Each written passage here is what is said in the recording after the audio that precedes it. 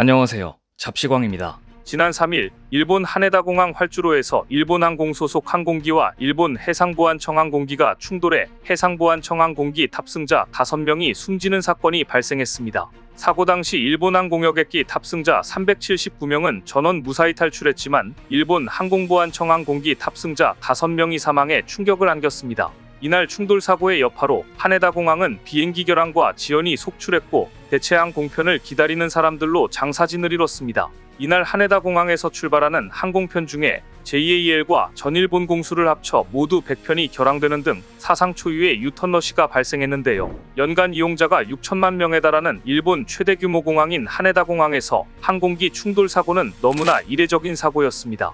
가장 먼저 많은 사람들이 의문을 표시한 점은 대체 어떻게 해상보안청 항공기와 JAL 516편 항공기가 동시에 활주로에 오를 수 있었는가 하는 점이었습니다. 이것은 기본적인 안전수칙을 위반한 것이었기 때문입니다. 사고 원인을 알 수 있는 중요한 키로 관제탑과 두 항공기 조종사의 교신 기록이 떠오르자 아사히 신문은 이 교신 기록을 공개했는데요. 교신 기록을 보면 1차 책임은 공항 관제사의 지시를 어기고 기체를 활주로에 진입시킨 해상보안청 항공기 기장에게 사고의 책임이 쏠리고 있습니다. 사건 당시 관제탑이 해상보안청 항공기에는 활주로에 진입해도 된다는 지시를 내리지 않았는데 해상보안청 기장이 활주로에 진입을 한 것으로 파악됐기 때문입니다.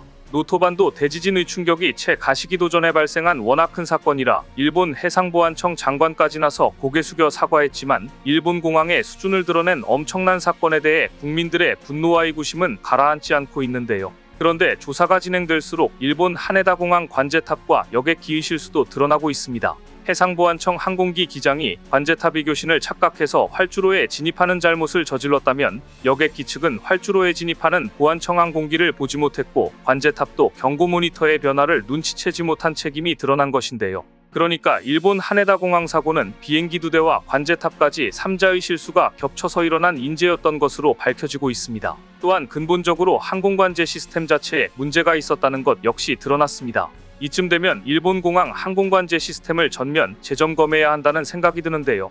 그런데 하네다공항의 항공기 충돌 사고로 5명이나 사망한 이후 불과 2주 만에 이번에는 일본 홋카이도 사포로 신치토세 공항에서 대한항공 여객기가 다른 항공기와 부딪히는 사고가 발생해 또 일본 공항인가라는 말이 절로 나오게 했습니다.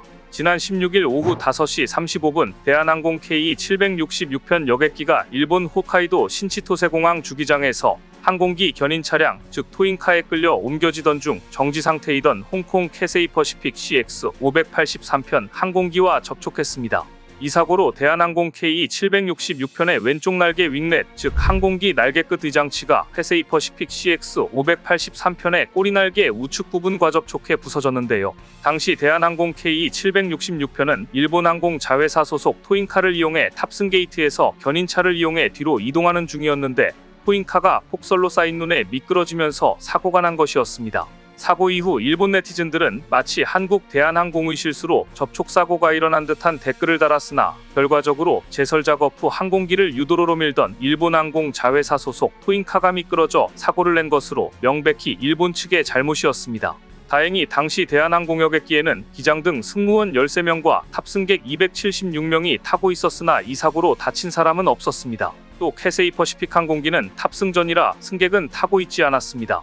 하지만 지상에서의 항공기 충돌도 위험하기는 마찬가지입니다. 만에 하나 여객기 기름 유출이나 화재 등으로 번진다면 사상자가 나올 수도 있는 아찔한 상황이었습니다. 일본 측의 실수로 인한 사고였지만 대한항공은 현지 공항당국과 협의해 승객이 대체항 공편으로 갈아탈 수 있도록 조치를 취했는데요. 그런데 이번에는 또 후쿠오카 공항에서 어처구니 없는 사건이 발생했습니다.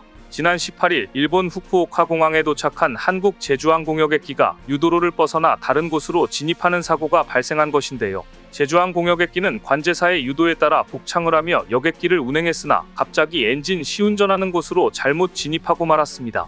이후 이 여객기는 견인차로 옮겨져야 했습니다. 이 사건 발생 후 일본 언론들은 일제히 부산에서 출발한 제주항공 여객기가 유도로를 벗어나 발생한 사건이라며 한국 측이 잘못으로 몰아갔으나 여기에도 미심쩍은 부분이 있었습니다. NHK는 후쿠오카 공항사무소는 여객기 측이 어떠한 실수로 관제사의 지시대로 움직이지 않은 것으로 보고 있다고 보도했습니다.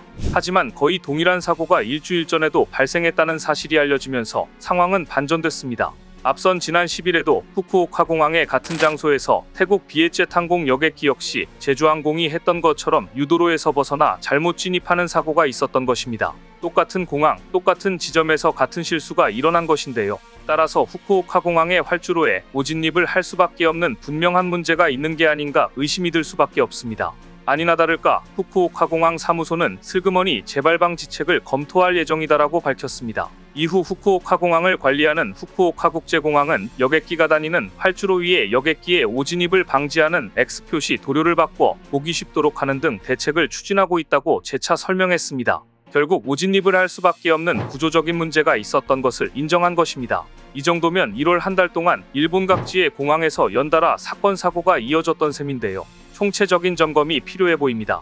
무엇보다 충격적인 건 하네다 공항 항공기 충돌 사고가 해상보안청 항공기 기장의 실수와 여객기 기장의 실수, 그리고 경고 모니터의 변화를 눈치채지 못한 관제탑의 실수까지 3명의 실수로 책임을 몰아버린 것입니다. 상식적으로 불과 2분 사이에 3명이 실수를 저질렀다면 시스템과 매뉴얼 자체에 문제가 있다고 볼 수 있습니다.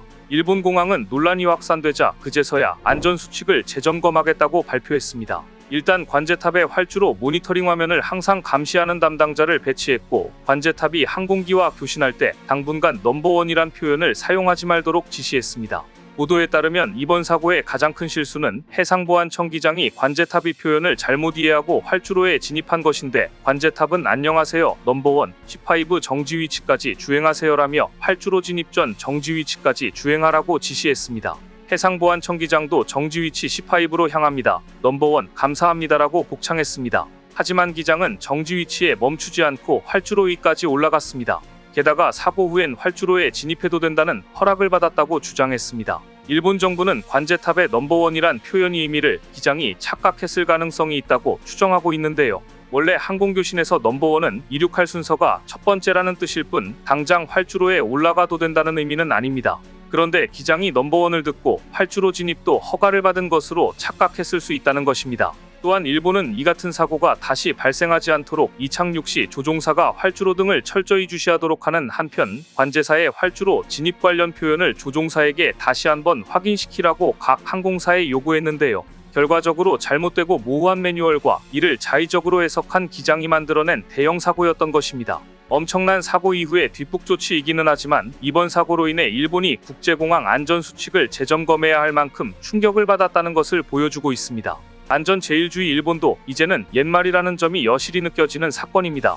오늘 준비한 소식은 여기까지입니다. 댓글을 통한 여러분들의 많은 의견 기다리겠습니다. 시청해주셔서 감사합니다.